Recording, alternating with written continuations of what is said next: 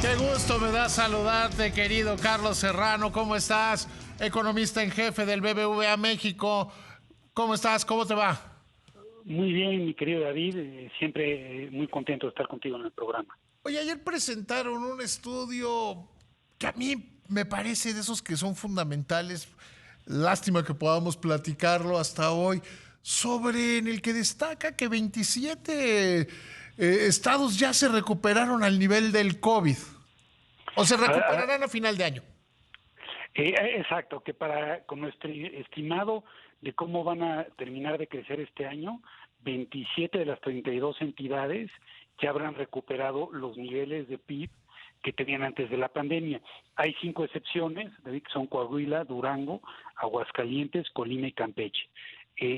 Salvo estos, el resto ya lo ha recuperado y pensamos que para 2024 todos, salvo Colima y Campeche, estarán recuperados, ¿no?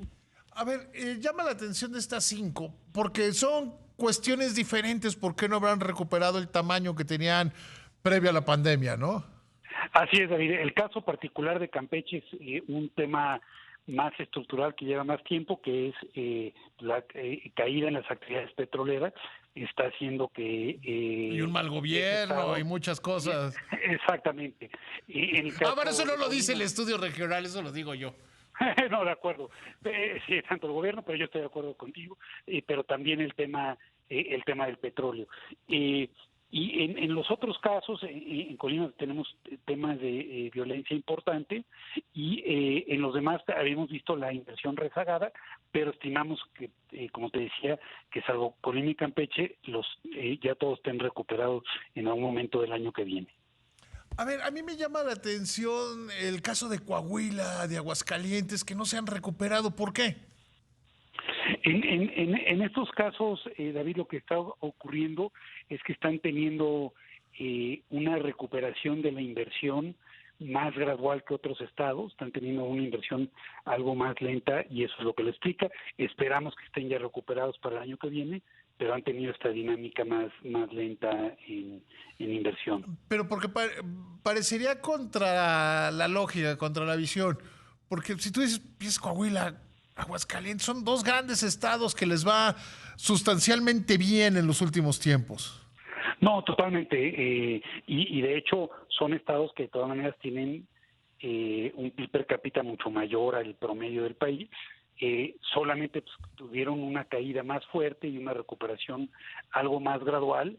Entonces, eso es lo que lo explica, pero sin duda, como bien apunta, son estados que tienen niveles de riqueza mayores a los del promedio y en particular Coahuila es un estado que está captando niveles de inversión extranjera directa importantes, entonces yo vería esto algo Corrígeme como si me más equivoco, es el segundo en captar inversión vinculada con la relocalización, ¿no?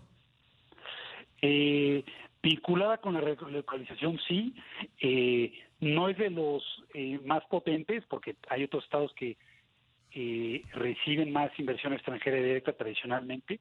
Mira, los que más reciben, está la Ciudad de México, pero es un poco engañosa, David, porque ahí lo que pasa es que están domiciliados muchos corporativos. Sí, la Entonces, Ciudad de México es como un dato, es un dato truco, digamos, ¿no? truco, exacto. Pero después están Nuevo León, Estado de México, Jalisco, Baja California y Coahuila. Como bien apuntas, Coahuila está siendo muy potente en capturar inversión por relocalización, entonces no tendrá problema ya en recuperarse el año que viene. Fue un tema coyuntural de una caída también que fue más potente y por eso llevó más tiempo en recuperarse. Pero estos que te digo son los estados que más capturan y como dice, en la Ciudad de México hay que tomarla aparte por este tema, es que tiene ese truco de la domiciliación, ¿no? Ahora bien, de los estados, ¿cuáles son los que más se han recuperado? En esta estimación, ¿cuáles son los que al final del año más se habrán recuperado? Mira, el que más se recupera es Tabasco. Ahí también hay un tema sui generis, que es la construcción de la refinería. Esto está haciendo que ya tenga un PIB 48% por encima del que tenía antes de la pandemia, pero por este caso. Sin contar esto, se han recuperado Oaxaca, Chihuahua, Hidalgo, Baja California, son los más recuperados. Otra vez, no son necesariamente los estados que tengan más riqueza, pero sí los que se han recuperado más rápido. Sí, o sea, en esta medición, Carlos, no están hablando de cuáles son los estados más grandes, sino son los que más crecieron. Y a veces puedes Exactamente. crecer mucho y seguir en los últimos lugares de la tabla, por llamarlo de alguna manera. Exactamente, son los que más crecieron de entre la caída de la pandemia a la fecha. Por ejemplo, Oaxaca, ¿no? Oaxaca es de los que más se ha recuperado, pero es un estado que está lamentablemente abajo de la tabla en lo que hace al PIB per cápita del país, ¿no? Sí, por ejemplo, lo de Tabasco, sí, 42%, pero difícilmente va a poder mantener esos estándares Tabasco algún día, cuando termine la refinería de Dos Bocas. Exactamente, ese crecimiento se explica fundamentalmente por la refinería. Una vez que concluya la obra, pues sí, va a ser muy difícil, no va a mantener esa dinámica de crecimiento, desde luego, ¿no? Lo cual la mayoría de los expertos lo consideran por ahí algún momento de 2024, quizá principios de 2025, ¿no? Es correcto, exacto. Si no se logra el año que viene, sea en 2025, y ahí retornará, pues, a una tasa de crecimiento bastante menor, ¿no? No se puede asumir que va a seguir creciendo a esos ritmos. Hacen esta medición, Carlos, con base en recuperarse de la pandemia. ¿Cómo se vería en el PIB de estatal como estábamos en 2018? Porque a veces creo que la comparación no está siendo del todo precisa desde mi punto de vista, porque parece que estamos pensando, bueno, ya regresamos a como estábamos en la pandemia. Pues sí, pero eso como que no alcanza, ¿no? No alcanza, David, totalmente de acuerdo contigo, porque hay que recordar que en 2019 la economía también cayó. Entonces, recién estamos alcanzando niveles de 2018, y en términos per cápita, pues los vamos a alcanzar posiblemente el año que viene. Entonces, todavía no se recuperan los niveles de PIB per cápita que había en el año 2018. Ayer alguien me cuestionaba mucho porque dije en televisión que este va a ser un sexenio perdido en materia de crecimiento económico, porque tú tienes el número más fresco. Salí usando incluso la estimación del propio gobierno para el último año, pues quedaremos con un crecimiento que ronde el 0.9, el 1%, cuando mucho anual, ¿no? Ese es justo nuestro estimado, que terminaremos alrededor del 1 anual, y eso implica que en términos per cápita no habremos crecido, ¿no? Sí, o sea que seguiremos siendo un país más pequeño de lo que era, ¿no? Exactamente, sí, exactamente. Entonces, en, en crecimiento, pues, digamos, el desempeño no habrá sido el mejor. Desde luego hay que tomar en cuenta que hubo una pandemia, pero también, pues, que ya antes de la pandemia, como decíamos, en el año 2019, no hubo crecimiento, ¿no?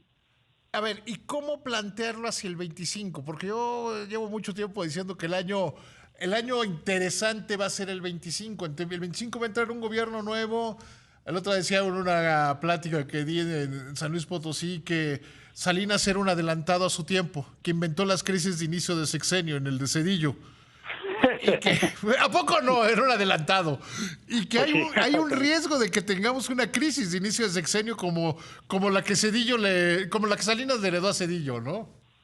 Sí, pues yo diría, David, yo creo que dependerá qué gobierno tengamos. Me parece, primero yo diría que hay una oportunidad espectacular para crecer más por la relocalización.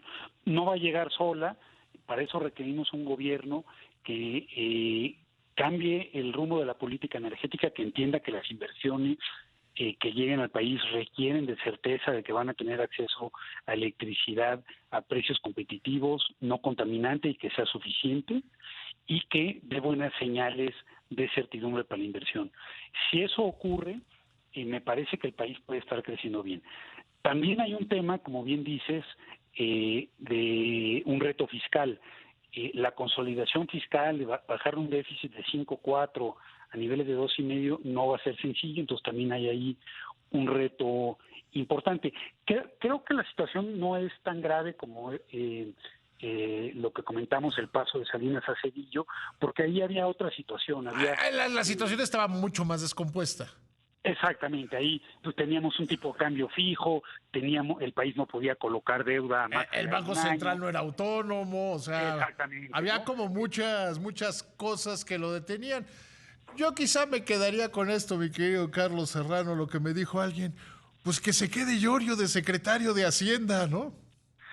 Pues yo creo que Llorio ha hecho un muy buen papel, el subsecretario Llorio ha mantenido, salvo este último presupuesto que tiene otras consideraciones, creo que el subsecretario Llorio ha mantenido finanzas públicas sanas, ha hecho un buen trabajo en el manejo de la deuda, un muy buen trabajo en impulsar el financiamiento verde, entonces Y sabe creo dónde, que y no sería una sabe mala opción. dónde están las llaves.